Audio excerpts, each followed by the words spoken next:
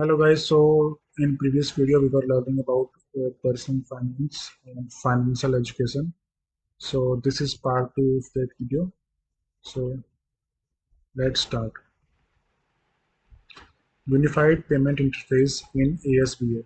A new feature of utilizing Unified Payment Interface while making payment in ASBA has also been introduced recently. This feature may be used for the purpose of blocking of funds and making payments in the public issue process. This requires the investors to create a UPI ID and PIN using any of the UPI-enabled application. Usage of UPI in public issue process brings in comfort, ease of use, and reduces the listing time for public issues.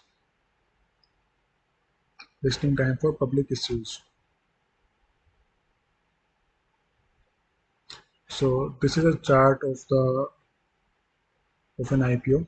So let's say a subscriber wants to invest in an IPO. The full form of IPO is initial public offering. So the subscriber visits his broker or intermediary. The subscriber fills the form and submits UPI ID as payment option. The subscriber then receives a block mandate request on the app, and the subscriber enters the UPI PIN. The amount gets blocked in subscriber account. So there are three ways that the allotment can happen. So he can be allotted the full shares that he opted. He may also be allotted partial shares. There is also a case where he may not be allotted anything. So if the case is of full allotment, then the funds will get debited. In the case of partial allotment, some shares will be allocated and partial funds will be unblocked. In case of no allotment, blocked fund will be unblocked after end date or expiry date of mandate. In case of no allotment, the blocked funds will be released. Secondary market.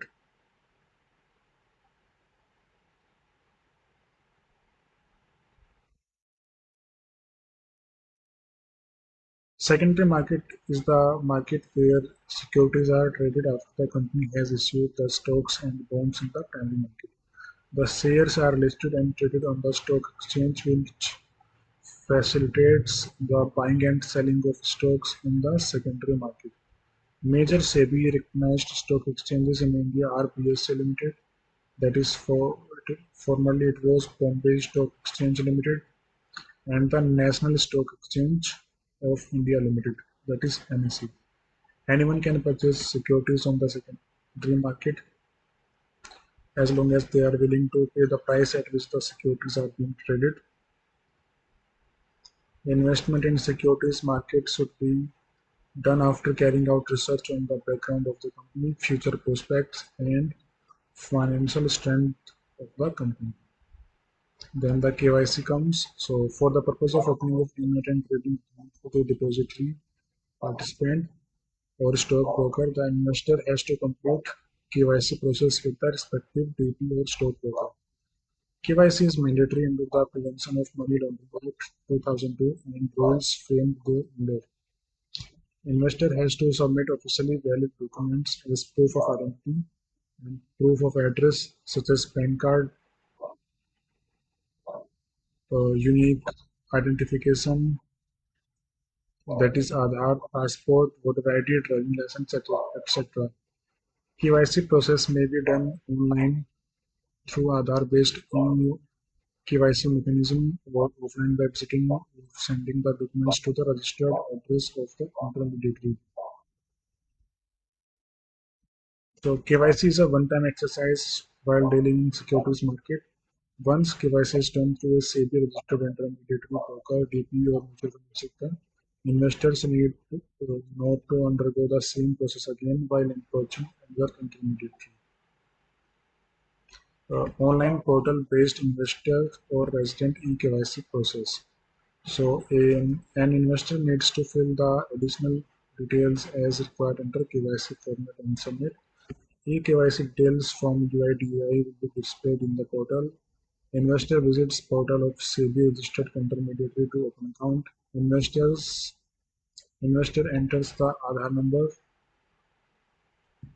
and investor will receive the OTP mobile number registered with Aadhaar. He enters the OTP in portal. So these are the steps 1, 2, 3, 4, and 5 of an eKYC process. Once we have opened an account with a stockbroker, you can buy or sell shares of a company through a stockbroker of the recognized stock exchange, where the shares are listed and traded. You can place order to buy or sell securities with your broker using the online trading account by visiting broker's website, mobile trading app of broker through the phone using call and trade facility or physically visiting their office. There are four modes of placement of order. First one is through mobile trading app, second one is through place orders on phone, third one is physical order with broker, fourth one is online trading account. The buying or selling of shares shall always be done through a SEBI registered stockbroker. Trading days and trading of settlement cycle. So trading on the stock exchange takes place on all days of the week except Saturdays and Sundays and holidays declared by the stock exchange in advance. In case of purchase of shares, investors are required to make payment to the bank account of your stockbroker prior to the pay-in day for the relevant settlement. Once payment is made by the investor, the broker will credit the shares in the demat of investor after payout day. Similarly, in case of sale of shares, investors are required to deliver the share to demat account of broker prior to the pay-in day of relevant settlement. Once the shares are delivered by the investor, the broker would credit the funds in the bank account of investor after payout day. What is pay-in day and payout day? Pay-in day is the day when stockbrokers shall make payment of funds in case of purchase of shares or delivery of securities in case of sale of shares to the stock exchange. Payout day is the day when the stock exchange makes payment of funds in case of sale of shares or delivery of securities in case of purchase of shares to the broker. Settlement cycle is on T+2 holding settlement basis, which is in effect from 1st of April 2003, where T stands for the trade day. For example, trades executed on a Monday are typically settled on the following Wednesday, considering 2 working days from the trade day. The funds and securities pay-in and payout are carried on a T+2 days. The exchanges have to ensure that the payout of the funds and securities to the client is done by the broker within 24 hours of the payout. Margin and margin and pledging or repledging of securities. When an investor buys a stock, he has two options. That is to pay the entire price of the stock upfront, called early pay-in, or to pay only a certain percentage of the price of the stock and borrow money from the broker to finance the rest. The percentage of the price of the stock paid upfront is called margin. The payment of the remaining amount can be made by the designated payout time. Similarly, when an investor desires to sell his stocks, he has the option to either pay in the shares to be sold or can give a margin upfront. Margin can be provided in the form of cash or instruments like fixed deposit, bank guarantee, securities, units of mutual funds, government securities, and treasury bills in demat form. Margin is provided by in the form of securities in favor of the broker only in the form of pledge. A pledge is a deposit of some personal property as collateral for a debt. Stockbrokers can accept securities as collateral only in the form of margin pledge created on the securities held in client's demat account. Investor or the client needs to give instructions to create margin pledge on securities.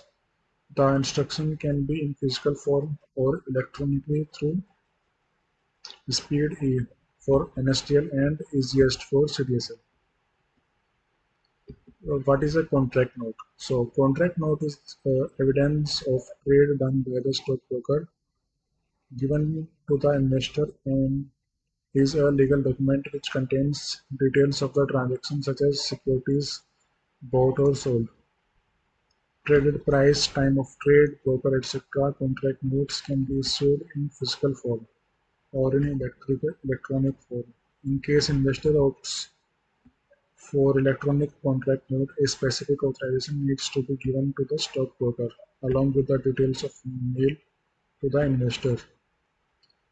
Such electronic contract notes shall be digitally signed and encrypted with which would make them difficult to be tampered. Basic Service Limit Account or BSD.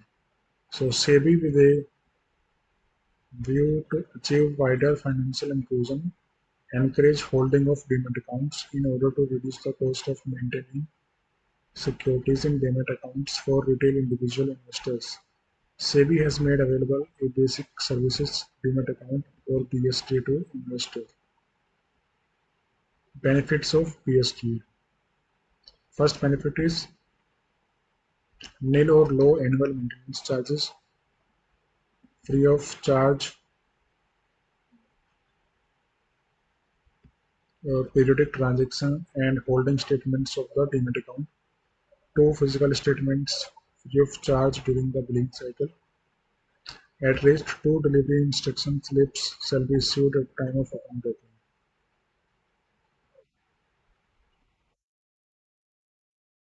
So if the value of the debt holding in BSD is up to 1 lakh and value of equity holding in BSD is up to 50,000, then the annual maintenance charges will be nil. From 1,000 1 lakh 1 rupees to 2 lakh for value of debt holdings, and from 50,000 rupees to 2 lakh for equity holdings, the maximum AMC is 100 rupees. If the value of debt holding in BSD is more than 2 lakhs and the same is for equity holding in BSD, then the charges as applicable to regular demat accounts. Then the charges are applicable to the regular demat accounts. AMC, annual maintenance charges. It refers to the charges collected by the depository participants towards maintenance of demat accounts of the beneficiary owners, account holders, depending upon the value of holding in the demat account. Mutual fund. A mutual fund pulls in money from many investors and invests the money in stocks, bonds, short-term money market instruments, other security or assets, or some combination of these investments. All mutual funds are required to be registered with SEBI before they launch any scheme. Salient feature of mutual funds are professional management. Money is invested through fund managers with proven expertise in the field of investment. Diversification. Diversification is an investing strategy that can be summed up as investing small amounts of your money in different investment options like different schemes of mutual funds and holding shares of multiple companies. Economy of scale. A mutual fund buys and sells large amount of securities at one go. This makes its transaction cost lower than what an individual would pay for securities transactions. Liquidity. Just like individual shares, mutual fund units can be converted into money through sale in the market or through redemption. Simplicity. Buying a mutual fund unit is simple and the minimum investment amount required is small. Tax benefit. Different mutual fund categories are subjected to different tax treatments. It is important to understand the tax benefits of a fund before you invest in it. Mutual funds are segregated in different categories based on the objectives of the mutual fund scheme. The schemes are designed to keep in mind the needs of various types of investors, risk-averse investors, basically a conservative investor who does not want to take high risk, moderate investors, investors who can take some amount of risk, and aggressive investors who are willing to take risk in Search of higher returns. Categorization of mutual funds. Mutual funds are broadly categorized into five schemes mentioned as below. Equity scheme, debt scheme, hybrid scheme, solution-oriented schemes, and other schemes. So in equity schemes, we have mutual funds which principally invest in stocks. In debt schemes, we have mutual funds which principally invest in fixed income securities like bonds and treasury bills. In hybrid schemes, we have mutual funds which invest in two or more asset classes. In solution-oriented schemes, we have mutual fund schemes which make their investment as per the goals of individuals like retirement and child education planning, etc. Then the last one is other schemes. Product labeling of mutual funds. As per SEBI guidelines, mutual funds are to be labeled according to the level of risk involved in the same, is to be depicted on the riskometer. The different labels and riskometer are as follows. First one is low. So in that the principal is at low risk. Then the second one is low to moderate. It is where the principal is at moderately low risk. Third one is moderate, where the principal is at moderate risk. Moderately high, where the principal is at moderately high risk.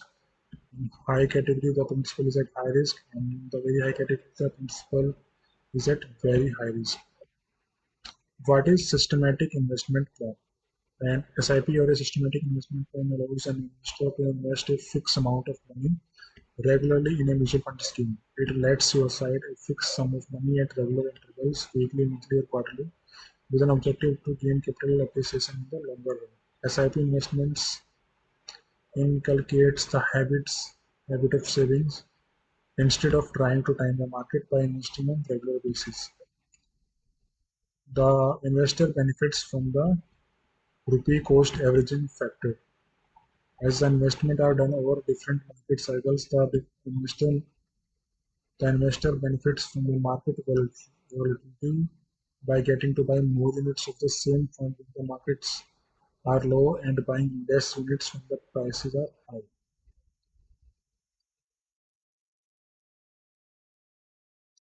An investor can invest a predetermined fixed amount as low as 500 rupees in a scheme every month or quarter, depending on his or her convenience through post-debit checks, through standing instruction facility, or through ACS, that is electronic clearing service facility. Investors need to fill up an application form and SIP mandate form which they need to indicate their choice for the SIP rate, basically when the predetermined amount will be invested. Subsequent SIPs may be auto-debited through a standing instruction, electronic clearing service, or post-dated checks. What are the advantages of SIP? First advantage of SIP is disciplined approach to investments. Second one is no need to time the market. Third one is rupee cost averaging uh, to benefit from, and power of compounding, that is small investment create a big kitty over time and it is lighter on the wallet. In order to further case out further is out the investment procedure for the investors, mutual fund also offer the following options: systematic withdrawal plan and systematic transfer plans. Systematic withdrawal plan is the facility to withdraw fixed amount from a particular scheme at regular intervals. Systematic transfer plan is the facility to transfer funds from one scheme to another at regular intervals. Commodity derivatives market. What are commodities? Commodities are both with economic value. They are Earth's natural products which are produced and traded. They are usually raw materials for further processing. The broad type of commodities are as under agricultural commodities, that is food and non-food crops, non-agricultural commodities, metals, energy, polymers, etc. and others like cattle, herd, processed foods like juices, etc. Major commodities are edible oilseed.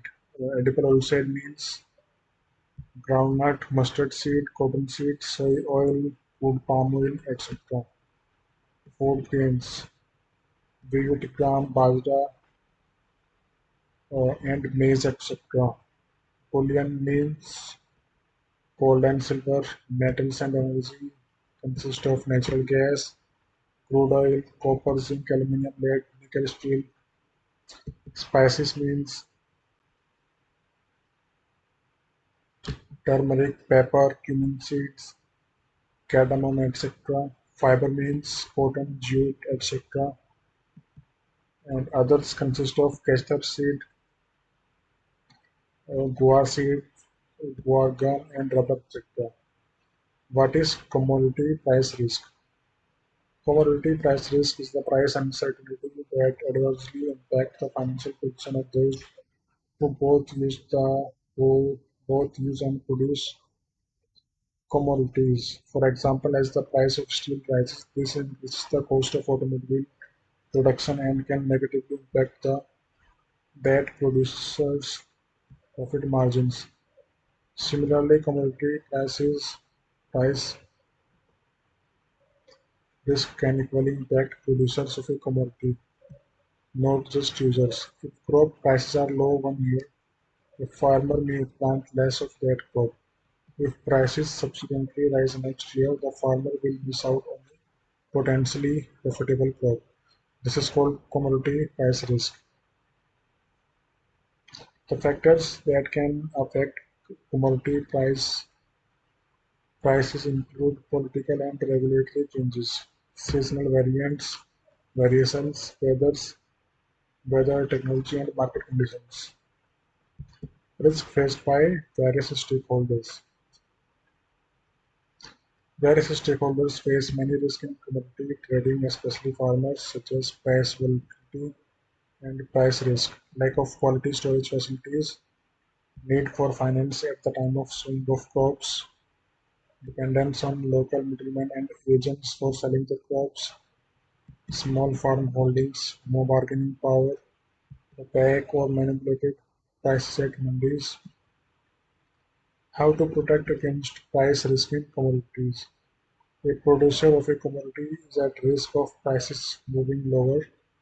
Conversely, a consumer of a commodity is at risk of prices moving higher. The producers and consumers of commodities can participate in the commodity derivative exchange to protect against adverse price movements. The process of protecting against financial loss or price risk is called hedging. A hedge will guarantee a consumer the supply of a required commodity at a set price and a producer the known price of the known price for commodity output.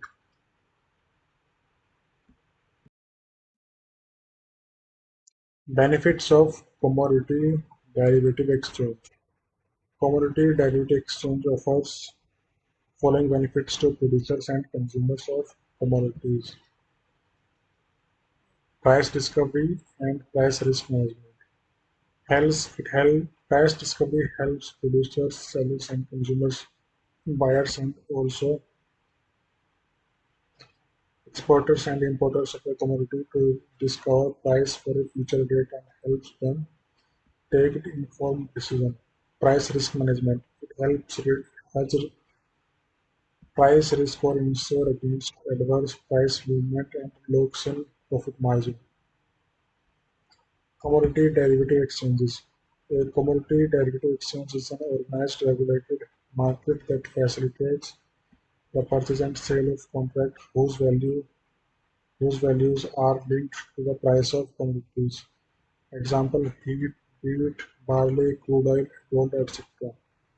Typically, the buyers of these contracts agree to accept delivery of the commodity at a price on a future date, and similarly, the sellers agrees to deliver the commodity at a price on a future date. For example, in case of agricultural Commodity derivative exchange helps in reducing the price risk, both for the farmers, seller of crop, and the consumer, buyers of crop or food processors, by helping them decide a price today, that is at the time of sowing or at the time of harvesting of the crop. For the crop to be delivered in the future, the transaction in the exchange is done through commodity brokers. The settlement of contracts to buy and sell is guaranteed by the commodity derivative exchange.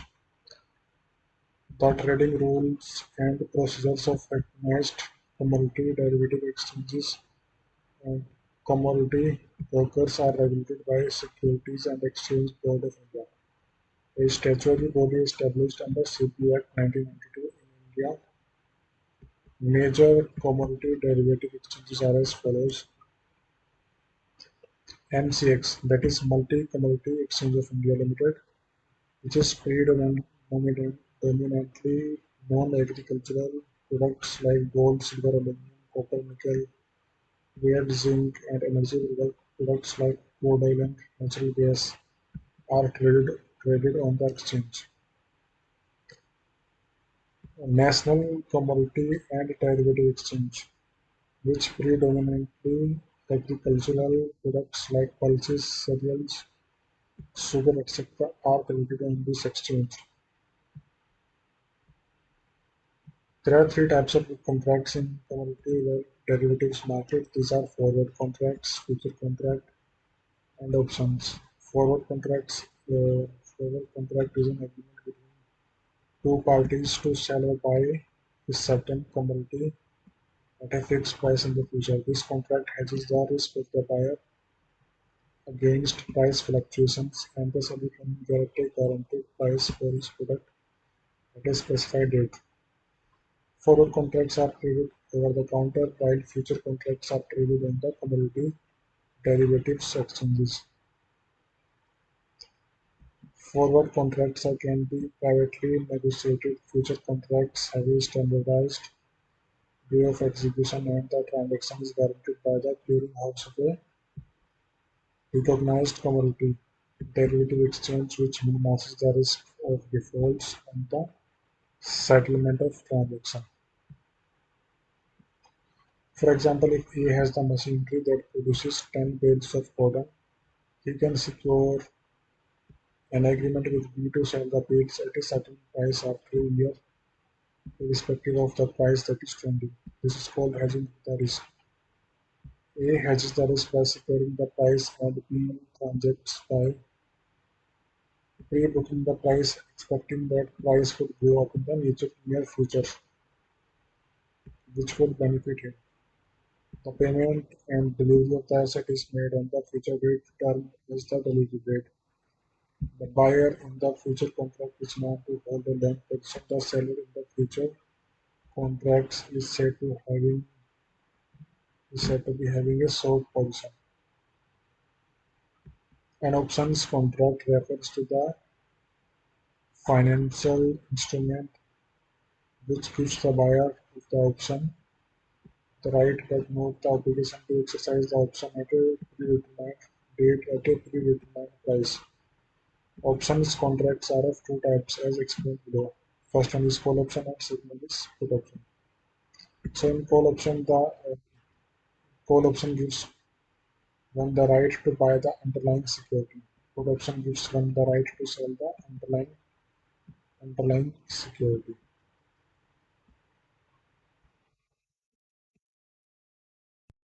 Investors are charged a premium when they buy.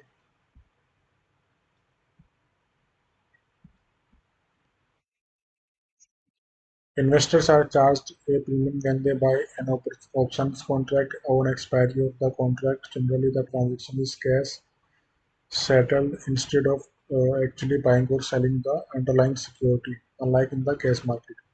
Hence, many investors find futures and options F&O cheaper to trade. However, it is riskier than the cash segment because F&O is time dependent and you cannot hold on to the contract till the desired time. That is when the market is favorable to earn positive returns. On the expiry of the contract, Even if you cash settle the contract instead of taking delivery, the change in value of the underlying will be either credited or debited to your account. How does the farmer do trading in commodity derivative market? To deal with the legal logistics quality requirements of derivative, farmers would have to form a society trust farmers producing organization, FPO, etc. Collectively, they would have to deposit their produce in the warehouse of the exchange. Quality of the produce for the purpose of standardization to be assayed by exchange recognized assayers. Exchange would issue a warehouse receipt. Loans can be obtained from banks against these receipts, and exchanges assume responsibility for maintaining the quality of the product for a certain period of time. The depositors now have time to check the prices on exchange at which they can profitably sell the produce.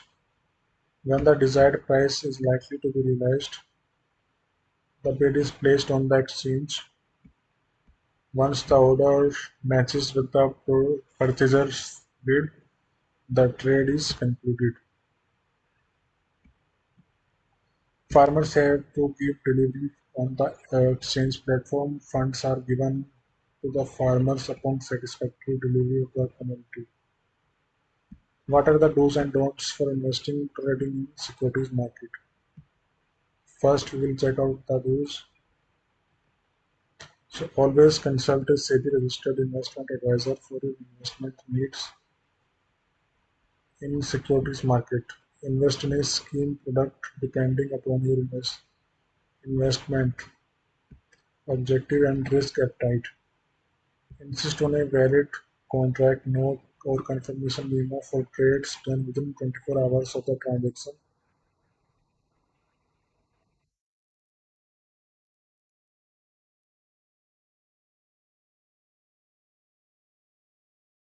Keep track of your portfolio in your Demat account on a regular basis. Read all the documents carefully before signing them. You should carefully note all the charges, fees, brokerage that are applicable on your accounts and keep a record of the same. Keep a record of documents signed, account statements, contract notes received, and payments made. Periodically review your financial needs, goals, and review the portfolio to ensure that the same are possible to achieve. Always pay for your transactions using banking channel, that is no dealing in cash. Always keep your information updated. Inform your stockbroker or DPO whenever there is change in your address or bank details or email ID or phone number. Since SIM cards now have the feature of getting ported to different service providers, investors may keep same mobile numbers attached with their respective accounts. Mobile number is the key to all important transactions. Avail nomination facility for all your investments. While nominations are allowed in Demat accounts. Examine and review your trading accounts periodically. Regularly check daily SMS and email from exchange regarding trades done on that day. Regularly check monthly SMS and email from exchange regarding funds and security balances of the investors maintained with the trading member. What are the don'ts? Don't borrow money for investment. Don't deal with unregistered brokers after or other unregistered intermediaries. Don't pay more than the agreed brokerage or charges to the intermediary. Don't execute any document with any intermediary without fully understanding its terms and conditions. Don't sign any blank form or delivery instruction slips. Don't issue general power of attorney in favor of the stockbroker or depository participant. Exercise due diligence by issuing a very specific one if you want to issue a power of attorney. In case of disputes, file written complaint to intermediaries to exchange SEBI within a reasonable time. Dabba trading is illegal. Even if it appears that you are saving on cost, do not indulge in dabba trading as it offers no benefits of safe and guaranteed trades down stock exchange. Dabba trading is essentially informal trading using cash that takes place directly among traders who bet on stock price fluctuations. Do not rely on making your investment decisions on horse tips. As a person who wants to offload securities which may not be marketable, may be indulging in it. Dismantling horse tips is also an illegal activity which should be reported to SEBI. Never share your password for online account with anyone. Do change the passwords frequently. Don't fall prey to Ponzi schemes, unregistered cheat funds, unregistered collective investment, or unregistered deposit schemes. Don't forget to strike off blank spaces in your KYC documents. Don't opt for digital contracts if you are not familiar with computers. Grievance redressal. For redressal of any grievance regarding securities market, please refer to the chapter. Chapter number 6. Insurance related products. Insurance. So insurance allows individuals, business and other entities to protect themselves against significant potential losses and financial hardship at a reasonably affordable cost. Insurance is a form of risk management primarily used to manage the risk of an uncertain future loss.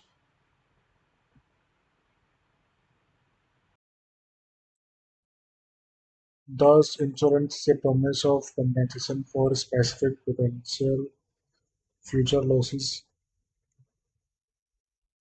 in exchange for a periodic payment called premium. An entity which provides insurance is known as the insurer. A person who buys insurance is known as an insured or the policyholder.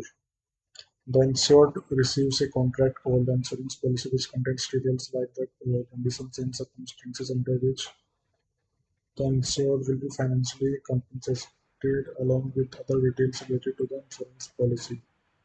The insurance policies are generally classified into the following: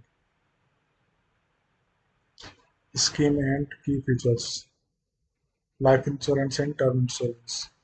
In an event of your unfortunate demise during the policy term, your nominees will receive the sum assured which you had selected while purchasing the plan. Active for a fixed period of time, popularly referred to as the term of the policy. Life insurance and endowment insurance. A life insurance contract designed to pay a lump sum of amount after a specific term on the maturity of the policy or on death of the policyholder insured. Typical maturities of insurance policies are 10, 15, or 20 years up to a certain age limit. Some policies also pay out in case of the critical illness. Life insurance, whole life. Type of life insurance policy which stays active as long as you pay the premiums. Life insurance, unit linked insurance, combination of insurance and an investment vehicle. A portion of the premium paid by the policyholder is utilized to provide insurance coverage to the policyholder and the remaining portion invested in equity and debt instruments. Personal accidental cover policy. Insurance plan which provides monetary compensation in the event of bodily injuries or disability or death caused solely by accident. Motor insurance. Insurance for cars, trucks, motorcycles and other road vehicles. Also called as vehicle insurance, car insurance or auto insurance. Next one is health insurance. So insurance coverage that covers the cost of an insured individual's medical and surgical expenses. The insured is the owner of the health insurance policy or the person with the health insurance coverage.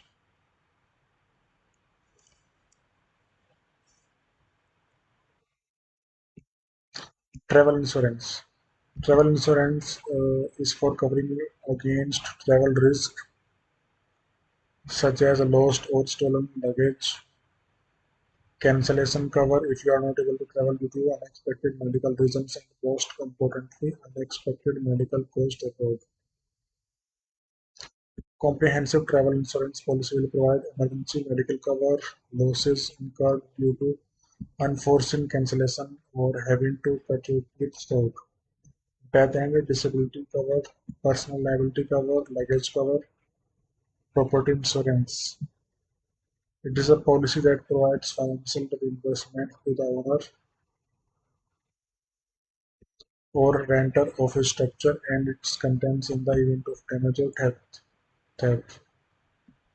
Property insurance can include homeowners insurance, renters insurance, flood insurance, and earthquake insurance.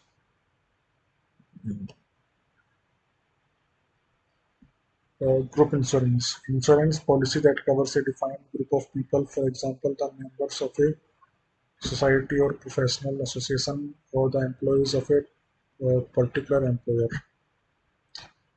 Role of IRDEI, Insurance Regulatory and Development Authority of India. Insurance Regulatory and Development Authority of India regulates the insurance sector in India. It, it aims to protect the interest of the insurance policyholders and ensures systematic growth of the insurance industry. Grievance redressal. For grievance redressal regarding insurance sector, please refer to chapter 12. Okay, we can skip this. So next chapter is chapter 7, pension and retirement, retirement and estate planning. Pension services. Pension may be described as a regular payment which one aspires to receive regularly. Once the person retires from his regular occupation, job or attain a certain age from which he or she does not want to work, pension plan provides financial security and stability during old age when people don't have a regular source of income. Retirement planning ensures that people live with pride and without compromising on their standard of living during later part of their life. Pension schemes give an opportunity to invest and accumulate savings and get a lump sum amount as regular income through annuity plan on retirement. Being a pensioner, no need to open separate account for pension. Existing account can be used for receiving pension. Pension account can be transferred to another branch or different bank. Do remember to submit your life certificate to your bank branch in November every year. Jeevan Praman digital life certificate using Aadhaar and mobile at jeevanpraman.gov.in. Bank operations for old, sick, and incapacitated persons. First, if you are unwell, old, or physically challenged, you can withdraw money using your thumb impression in the presence of two independent witnesses known to the bank. In the event you cannot even put your thumb impression and also would not be able to physically present in the bank, a mark can be obtained on the check withdrawal form which should be identified by two independent witnesses. The bank may also ask you to indicate who would withdraw the amount from the bank on the basis of check withdrawal form as obtained above, and that person should be identified by two independent witnesses. National Pension System. The National Pension System aims to institute pension reforms and to inculcate the habit of saving for retirement amongst the citizens. With effect from 1st of May 2009, NPS has been provided for all citizens of the country, including the unorganized sector workers on voluntary basis. The subscriber will be allotted a unique permanent retirement account number, that is PRAN. This unique account number will remain the same for the rest of the subscriber's life. This unique PRAN number can be used from any location in India. NPS is a government-approved pension scheme for Indian citizens in the 18 to 60 age groups. PRAN will provide access to two personal accounts, Tier 1 and Tier 2, with features as mentioned below. The particulars are eligibility, bank account, liquidity, fund transfer, and tax benefit. In Tier 1, that is mandatory retirement account, eligibility is for all citizens of India. In Tier 2, anyone with an active Tier 1 account. Bank account is not mandatory in Tier 1, but in Tier 2, bank account is mandatory. In liquidity, certain portion is allowed to be withdrawn from a pension account subject to prescribed conditions. Subscriber is free to withdraw savings from this account whenever the subscriber wants to. Fund transfer is not possible in Tier 1 account, and funds can be transferred from Tier 2 to Tier 1 account. The tax benefit in this account are eligible. The investment in this account are eligible for tax benefits, that is Tier 1, and in Tier 2, the investment in this account are not eligible for tax benefits. Investment options under the NPS.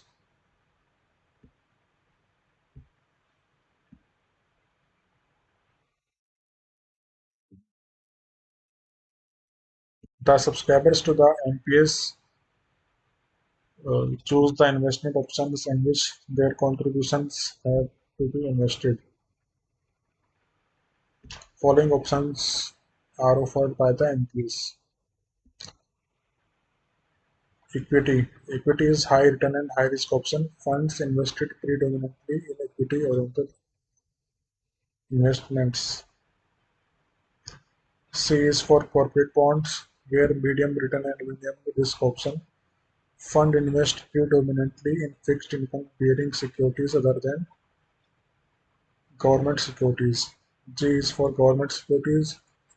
It is a low return and low risk option. Fund invests predominantly in pure low risk government fixed income securities. A is for alternative investment, that is high risk and high return option. A fund invests in alternative investment schemes including instruments like CMBS, that is commercial mortgage backed securities, and MBS, that is mortgage backed security, and REITs, REITs, that is real estate investment trusts and trust, and DIFs, that is alternative investment funds, and infrastructure investment trusts, trust, etc. This asset class is not available for investment of contribution made under Tier 1 account.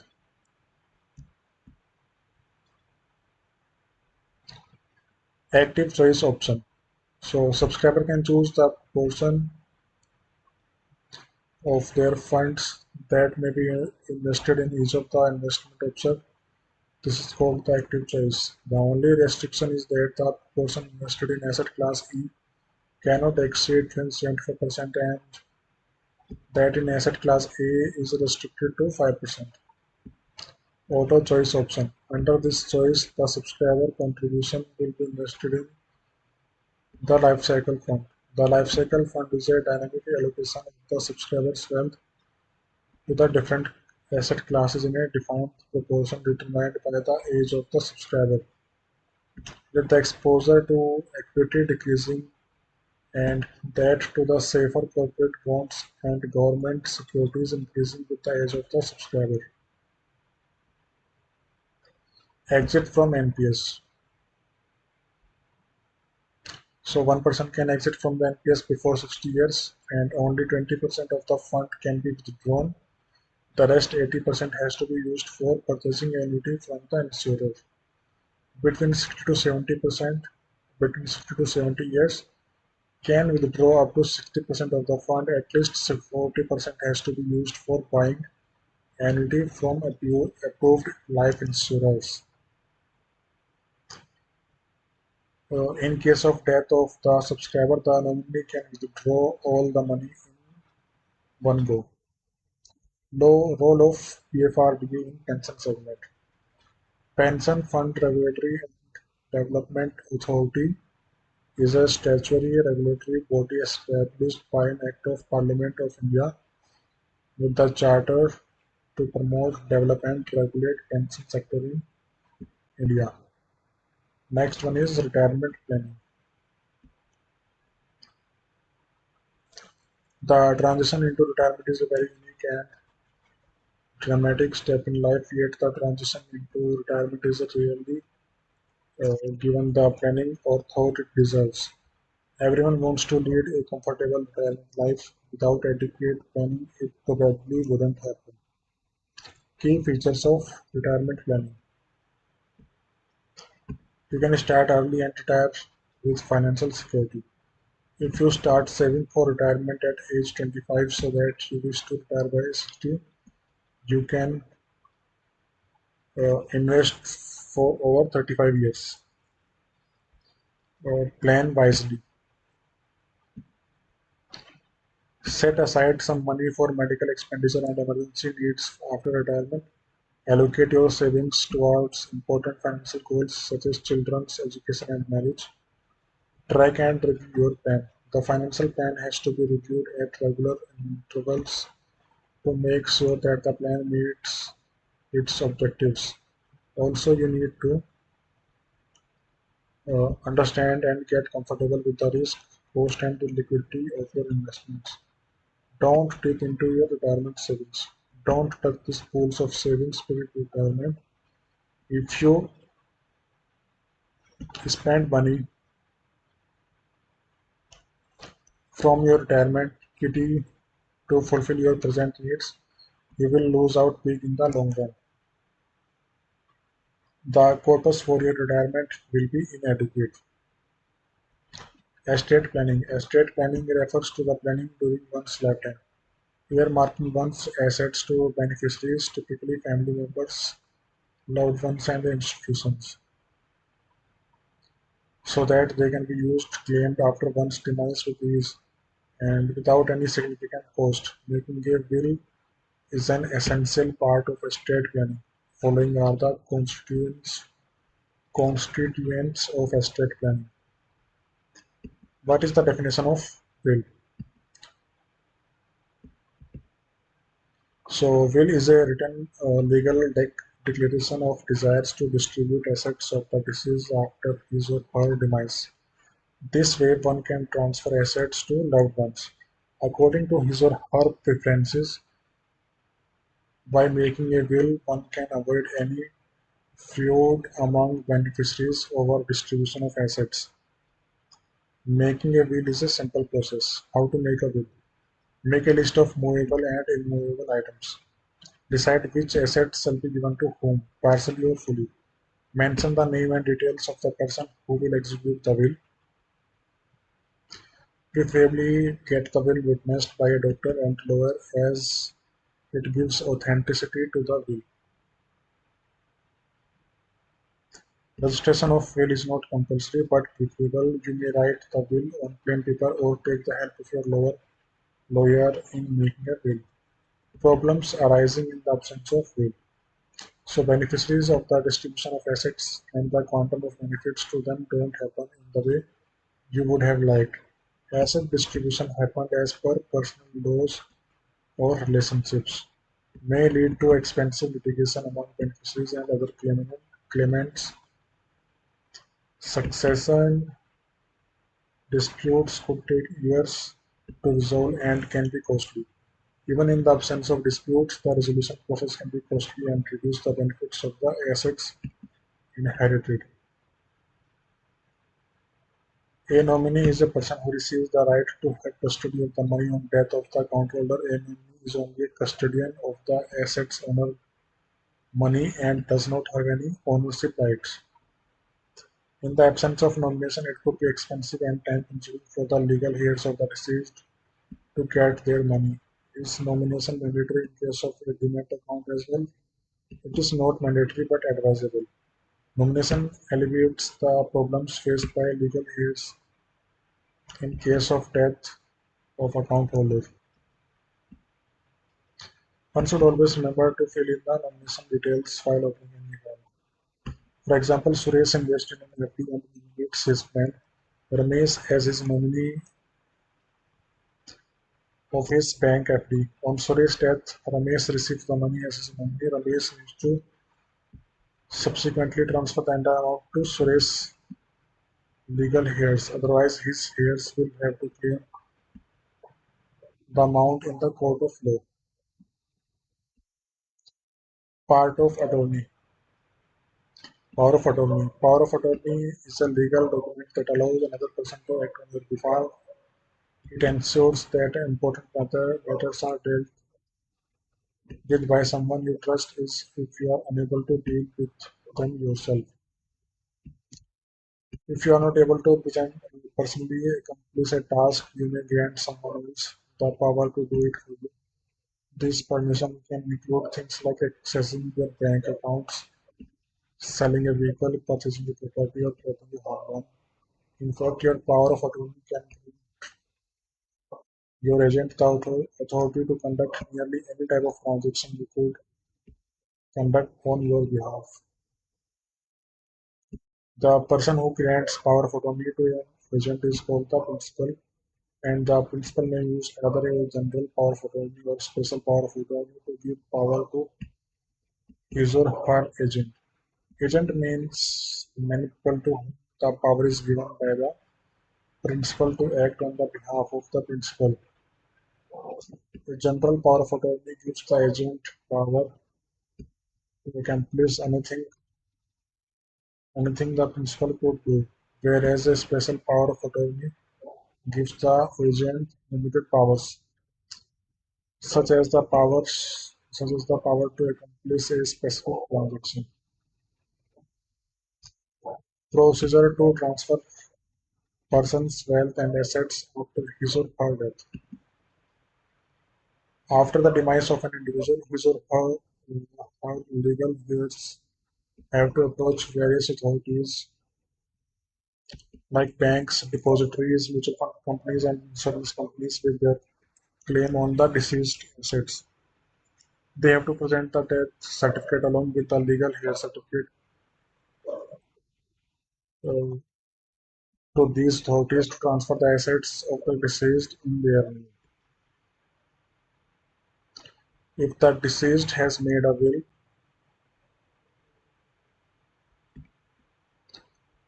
the assets and the wealth of the deceased will be distributed as per his or her will. In absence of a will, the transfer will be made only to legal heirs. Grievance redressal. For redressal of any grievance regarding pension sector, please refer to chapter of this booklet. Chapter 8. Borrowing related products. So, borrowing is an act of taking money and paying it back over a period of time. In meeting financial goals, in case the savings are inadequate, one resorts to borrowing. Borrowing provides the flexibility of repaying in small installments over a period of time, equated equated monthly installments, that is EMI. It is a very popular mode of repayment of loan. What are the list of documents required for obtaining loans? First one is proof of identity. We can give passport, Aadhaar card, driving license, voter ID, or PAN card. Second one is proof of residence. In proof of residence, we can give Aadhaar card, leave license agreement, utility bill, not more than 3 months old, and passport or passport. Latest 3 months bank statement where salary or income is credited. Salary slips for last 3 months, two passport size photographs, and collateral proofs. So what is a collateral? Collateral is a property or other asset that a borrower offers to as security to the lender in exchange of availing the loan. If the borrower stops making the promised loan repayments, the lender can seize the assets financed and the collateral to cover its losses. A lender's claim to a borrower's collateral is called a lien. So we will cover rest of the topic in the part 3. So this is part end of the part 2, and in next video we will resume the chapter number 8, that is borrowing related products, and this is part 2, end of part 2.